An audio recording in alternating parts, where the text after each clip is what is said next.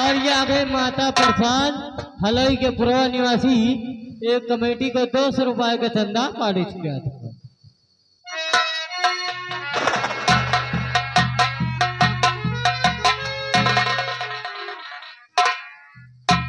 क्या ये नौजवान और रास्ते में पड़ा है, कहीं इसका एक्सीडेंट तो नहीं हुआ या किसी पापी ने खून कर दिया हो? मैं इसे देखती हूँ।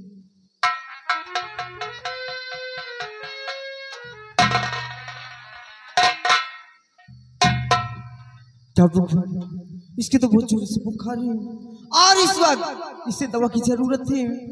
अगर इसे दवा न मिली तो इस बेचारे की जान भी जा सकती है। अब मैं काली नहीं चाहूंगी, सबसे पहले इसे हॉस्पिटल ले जाऊंगी और इसका इलाज करूंगी।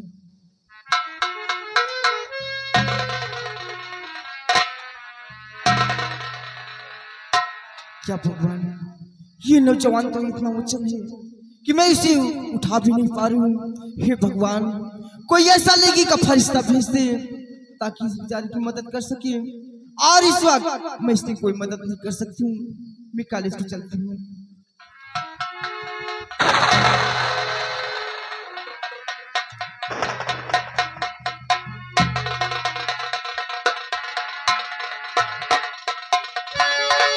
हेलो, और ये आगे करण सिंह और साथ में हमारे मंत्री जी के बड़े भाई रामविलास भैया, इनकी तरफ से ये दोनों साहिबानों की तरफ से 10-10 रुपए यानी 20 रुपए का इनाम पारित किया था।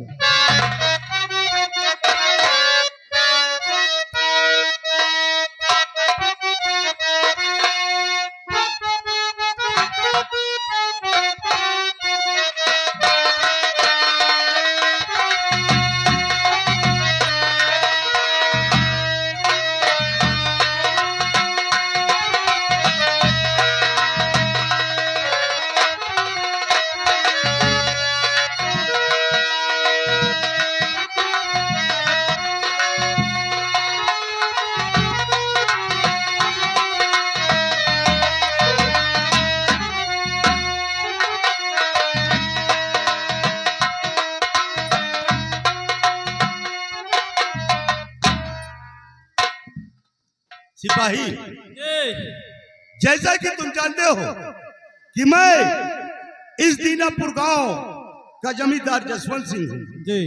ईश्वर ने मुझे सब कुछ दिया है, धन दौलत इज्जत शोहरत हर तौर से मुहैया किया है। और इतना ही नहीं, ईश्वर ने मुझे एक बेटी भी दिया है जिसका नाम रेखा है। लेकिन सिपाही, मेरी बेटी रेखा वो एक प्राइमरी स्कूल की टीचर है जो बच्चों को पढ़ाने हमेशा जाया करती है। लेकिन ऐसे तो समय से आ जाया करती थी, लेकिन आज समय बहुत ज्यादा हो गया है, अभी तक वो लौटकर वापस नहीं आई। बाबू साहब, आप चिंता मत कीजिए, आपकी बेटी कॉलेज से बहुत जल्द आएगी। आप बैठिए। ठीक है, मुझके आने के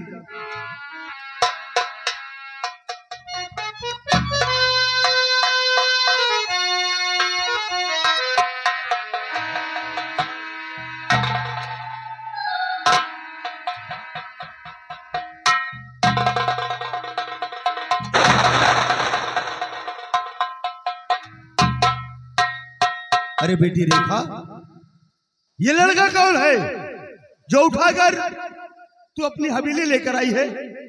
कौन है लड़का? बाबूजी, आप किस तरह की बातें करती हैं? मेरे साथ में तो कोई लड़का नहीं, आप किसकी बातें कर रही हैं? बेटी रेखा, हाँ बाबूजी, मैं जानता हूँ कि बचपन में तेरी माँ का स्वर्गवास हो गया है और तुझे पाल पोस कर मैंने इतनी बड़ी सियानी कर दिया है, लेकिन तू बहुत कमजोर दिल की है, इसीलिए बहुत जल्द अपना आपा खो बैठती है। अरे अभी अभी अपने साथ में इस लड़के को लेकर आई है और करे पिताजी कुछ नहीं जानती। कौन है लड़का? बाबूजी, आप इस तरह की बातें करती हैं? हाँ बेटी। बाबूजी, जब मैं कॉलेज जा रही थी तो नौजवान रास्ते में पड़ा था। क्या रास्ते में पड़ा था? हाँ बाबूजी, और जब मैंने इसे देखी तो इसकी बहुत जोर से बुखार था, और जब मैं इसे उठाना चाहिए तो नौजवान इतना वजन था मैं तो इसे उठा भी नहीं पाई और इसे छोड़ के अपने कॉलेज में चली गई। ये नहीं जाने कैसे, मुझे कुछ नहीं मालूम। बेटे रेखा, हाँ बाबूजी। खैर कोई बात नहीं, कोई भी लाया हो, लेकिन इस बच्चे के साथ तूने बहुत बड़ा उपकार किया बेटी। तुम घबराओ नहीं, इस बच्चे को मैं अभी देखता हूँ।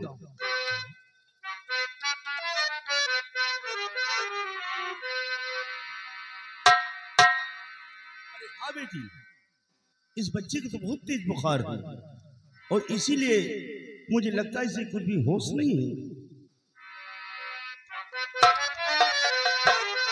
और ये बेटी कहीं गम कमारा हुआ है।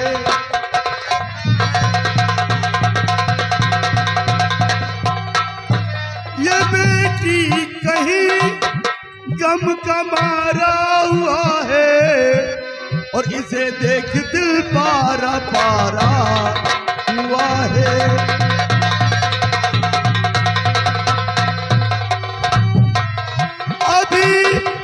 मैं बुलाऊं किसी डॉक्टर को और हो जाएगा ठीक, दिल कह रहा है।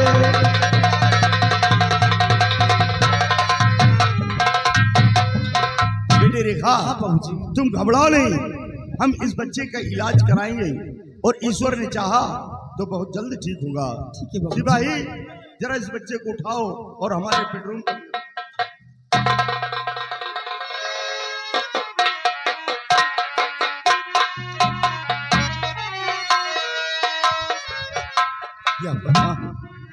ये बच्चा तो देखने में बहुत होनहार दिखाई पड़ता है। जी बाबू साहब। सिपाही, जी। हो न हो ये बच्चा किसी संपन्न घराने से ताल्लुकात रखता होगा। क्यों नहीं बाबू साहब। लेकिन कोई बात नहीं, अब हम इस बच्चे का इलाज कराएंगे और जब इसे होश आएगा तो मैं इससे जानकारी करूंगा कि ये बच्चा कहाँ का रहने वाला है। बहुत अच्छी। आओ हम चलते हैं डॉक्टर।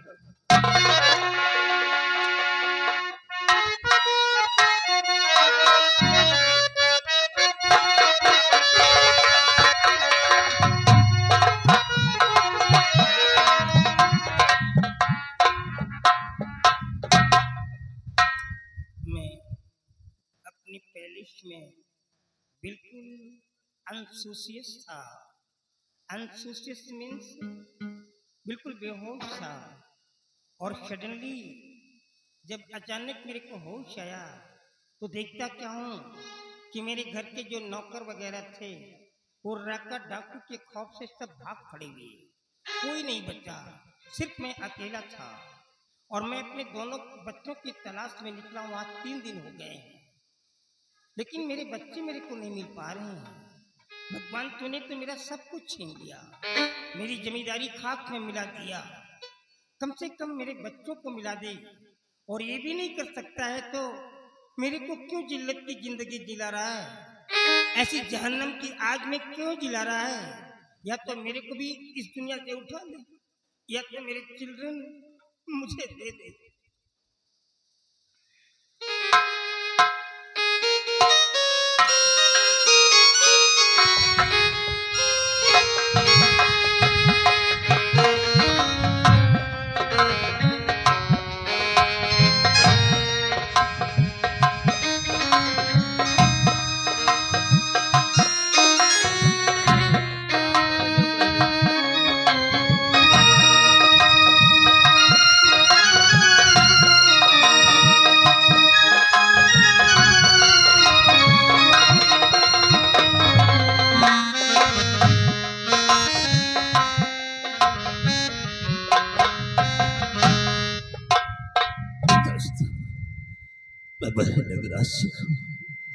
जो आज मैं इस हालात में आ गया हूँ, मैंने कभी भी अपने पिताजी की बात को नहीं माना। हर वक्त सिर्फ उनकी बात को ठुकराता रहा और माँ के बताए हुए रास्ते पे चल रहा। आज क्या मिला? अपाहिज की जिंदगी जीने के लिए काश मैं अपने पिता को पिता समझता, भाई को भाई समझता, तो क्या आज ये दिन देखने को मिलते। राका ने मेरी हाथ काट कर फेंक दी।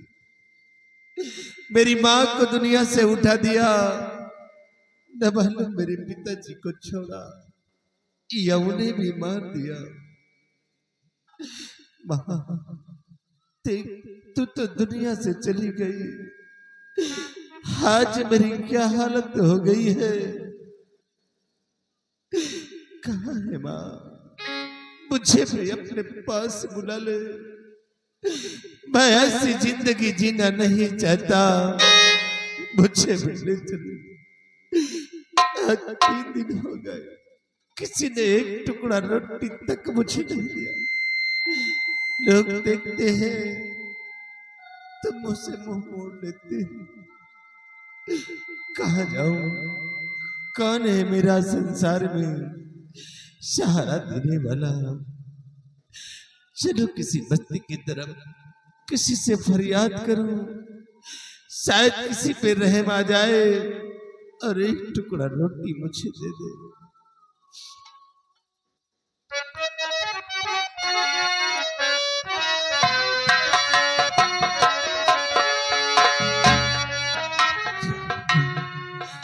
ये रोटियां और यहाँ, लेकिन नहीं, मैं इस वक्त वो जमींदार नहीं हूँ, मैं तो इस वक्त एक गली का धूल हो गया हूँ। अब किसी तरह इसे मैं अपना निवाला बनाऊंगा।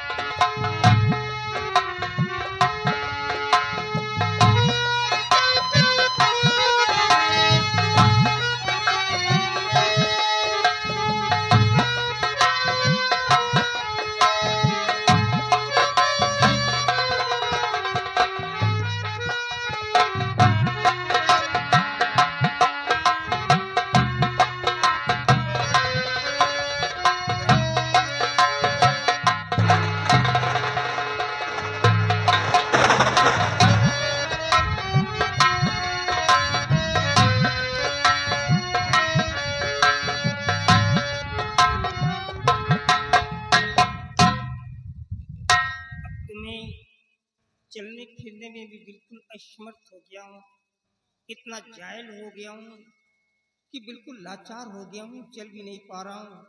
बट मेरे बच्चे मेरे को नहीं मिल पा रहे हैं। कौन? ये बेचारा गर्दिश का मारा कचरे में पड़ा हुआ है। कौन है बच्चा तू? आवाज तो पहचानी सी लग रही है। कौन?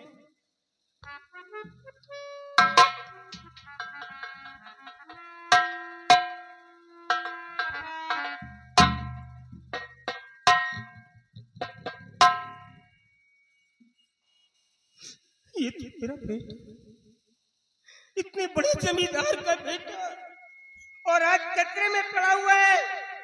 ये झूठी रोटियों को मुंह से उठा करके खा रहा है। अरे मैं मर जाऊंगा।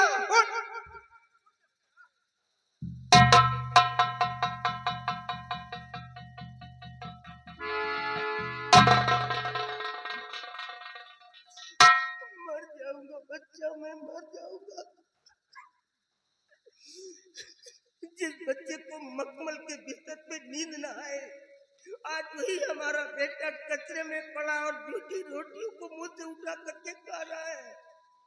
अरे घर क्यों नहीं आया? तेरे को घर आना चाहिए था ना। बाबूजी आप आ गई हैं। देखिए क्या हालत मेरी हो गई है बाबूजी। आज 3 दिन हो गए, किसी ने एक टुकड़ा रोटी तक मुझे नहीं दिया।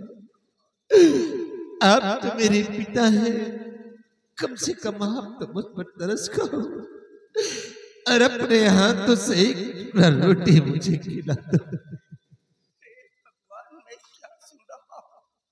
ये वो जमींदार है जो हर हफ्ते लाखों रुपए गरीबों में बांट देता है, और आज मेरा बेटा भूखा प्यासा तड़प रहा है।